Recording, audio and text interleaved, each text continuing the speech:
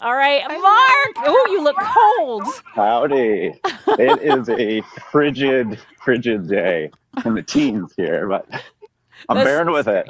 Oh, man. All right. Well, tell us all about budgets. We're going to turn it over to you, man, and we're just going to watch you run. Well, thank you. Hopefully won't be too terribly boring today. But add a little bit of spice while I'm running away from the budget behind me, the budgeting increases behind me. So, first off, I want to talk about what are some of the costs that are contributing to their growing and growing. The first thing here is rush fees. The late decisions that folks are making, and it's just painful. It's really painful to see, because a lot of these late decisions don't have to be made that way. We're just kind of made it into the way of thinking that, like, well, we could do it. You know, we've always been able to pull out of a hat. Most folks aren't thinking about, like, what the true repercussions are. And here's one of them. We can hop over to the next one. I'll talk about the next thing you'll run into. The cost of your late decisions are also that you're pissing off your vendors. You're making them really not want to say yes, but they're still going to, because they want to be a good vendor. They don't want somebody else to sneak in and potentially service a tiny little portion of the event and grow from there. And your vendors will say yes. If they're good, they'll say yes, but they won't want to, and they'll just be mad about it, and they'll gripe about it once you leave the room. So can we not do that? It would be awesome if we don't do that. We're gonna pop to the next one. All right, now maybe the most meaningful, and the one that your CFO, your finance team, your COO, CEO will pay attention to the most, is that the cost of late decisions in the overall process of selection, or just making decisions throughout the process, are shown to roll up to 4% of your overall budget. And that's not a small amount. Like, it's a small number, 4%. But if you're talking about a $2 million overall event spend, that's somebody's seat. That's you getting extra horsepower and extra help in the process. And that means you're losing it. So these three areas are the areas that we see that they have the most pain points that are associated with it. Let's jump to the next. So there's a difference here between the operational savings and trying to go out and hunt for new revenue to cover up your losses. And what I'm talking about are operational savings here. There are so many things that you can do to save yourself and to look better by going out and shoveling more and funneling more into the bucket. But if the bucket has a leak at the bottom, you're going to lose in the end, in one way or another. So what we're going to do is talk through how we can solve some of those operational issues. Let's jump to the next. All right, so the main area that we want to focus on for these is in late decisions that we've kind of talked about here. Unclear decisions, meaning your scope was one thing when you started talking about the project, and then it evolved into some bizarro version of whatever that your program is, or whatever it is that you talked about first. And then the last thing that we're going to talk about are slow decisions. They're the ones that are, maybe you got an RFP, you got a bid, and you sat on it for 6 months, and then you come back around about 2 months before, and you're like, hey, so this pricing is still right? Your vendor, again, if they're good, they'll stick to the pricing, or if they're not, you may see some increases that are associated with it.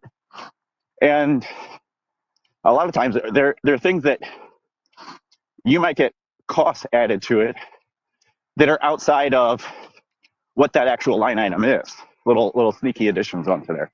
So those are things to be watchful for. Let's jump to the next. So what I want to really look at here are the root causes of some of these decisions. And the primary one is that leaders, CFO, your operational component, your sales counterpart, they don't understand the repercussions of indecision or not making a decision right now. And from the other side, planners, I'm not trying to throw anybody under a bus here, but are frequently lacking the language to be able to communicate properly for how those folks actually need to digest information.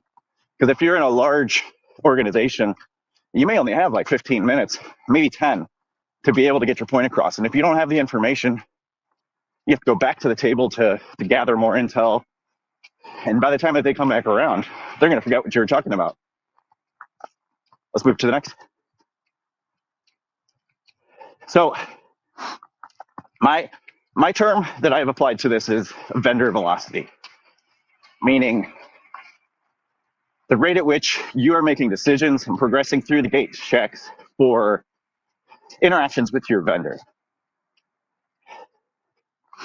A large portion of what we're doing can be measured off of this, and the successes of this will be indicative of how we can progress through that are kind of agreed upon industry standard timelines, not too fast and not too slow, so that you can actually have a meaningful communication with a lot of these folks. And now you can try to get all of your planning, make sure I don't fall on the ice here. You can try to get all of your planning done 2 years ahead of the show. And your facility manager, your facility counterpart, isn't going to care. They're not going to try to button up any of those details. And from a GSE background in my previous life, we don't care either. We have about a 9-month or so time frame for where we try to actually button down the hatches and get to the final details there. So if you go too fast or you go too slow, you're going to have a bad day. Let's jump to the next. Okay, so what I did here is did a little vibe coding and just kind of played around while I was sitting on the couch with Netflix, took a Google sheet that I had been using, and there's that morning train. And we evolved this into something that's a lot more usable. It uses that 4% metric over your overall spend, applies when your event is, let's see, where's my hand? There we go. Applies when your event is, when decisions should be made based on industry standards and vendors that I've talked to throughout the industry for all of the different vendor types. And we apply metrics into here so that it gives you the information that you need to be able to make decisions on a timely basis. If you want to jump to the next one.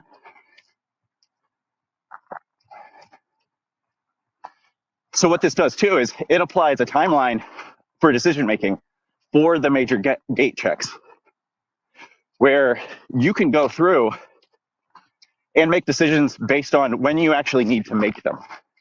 It's chronological Gantt-chart view that allows for you to be able to prioritize what you need and to know when something is coming and you're not surprised by it, and then having to pay the cost repercussions. Jump to the next.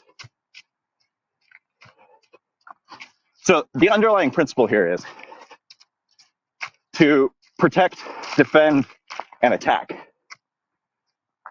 Like I said, if you've got a $2 million budget, you've got a big portion of things to be able to protect. More of a leakage that you have, the less ammunition that you have to be able to get the extra horsepower you need to create meaningful experiences for folks. And jumping into the defend territory, if you're looking ahead at the schedule and planning appropriately from a true project management perspective, losing my breath, going too fast, you'll be able to stay ahead of those things that are coming. And from an attack perspective, you can ensure that you're not losing yourself amongst that by looking forward into the future. Let's jump to the next. All right. So one major component of this, like I said, is the communication to other folks. vendor to vendor for those that are subcontracting, vendor to planner, planner to vendor, planner to their superiors within the organization. And what I'll say is that it breaks down into 3 different components: time, cost, and effect. What's the time that I need the decision? What's the cost repercussions if we don't do it? And what's the overall effect? I need this by Tuesday. This is going to cost me 15% extra, right? Maybe we won't be able to execute this if you don't get back to me by then. There's a QR code here at the top, which I think will be persistent if I did things correctly, that you'll be able to get access to some of the other scripts, access to that vendor velocity analyzer tool as well. If you want to jump to the next one. Yeah. So it's time to wrap it up. As you can tell, I'm getting winded. Budget leaks are catching up to me. Let's jump to the next. Okay, so that's pretty much it. I just want to say thank you for joining. If you want access to the scripts, to the vendor velocity analyzer, it's free. The only, I think I capture your contact information to send you a holiday card to thank you. That's about it. I'll never sell to you there. But to gain access to what I've talked about here, click on the QR code, submit your information, and I'll follow back up with you probably early portion of next week or so. Gotta play in the snow here. But otherwise, yeah, thanks for joining. Hope you're able to glean something from this. The majority of the decision making that you're having can be improved. I'll say that, even if you're not tracking things, even if you're not looking at it, I would say, and you think you're having a great day, I would be very surprised if you're not able to find a very big portion of your budget that's been sitting there waiting for you to reclaim based on efficiency.